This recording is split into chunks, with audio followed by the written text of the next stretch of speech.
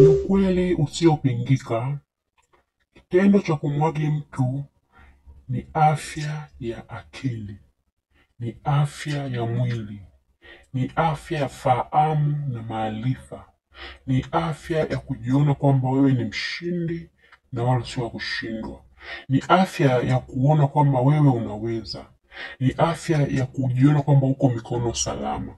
Hakikisha kwa siku usikose hagi. Haijalishi ni kwa mme wako, kwa mke wako, kwa dada yako, kwa mtoto wako, na tujifunze kuwahagi watoto wetu.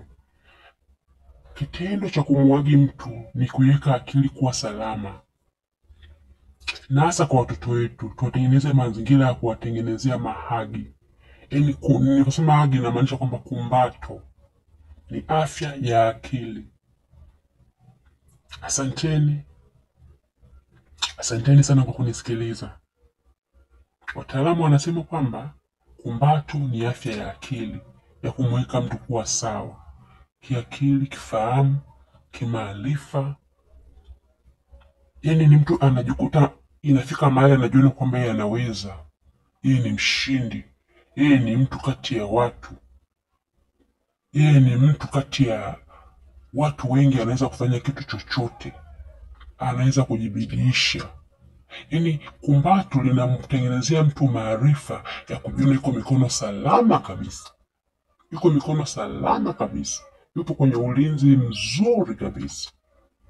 Kwa hiyo tusichoke kuwakumbatia wenza wetu, tusichoke kuwakumbatia watoto wetu, tusichoke kuwakumbatia marafiki, kwa sababu kumbato ni afya ya akili.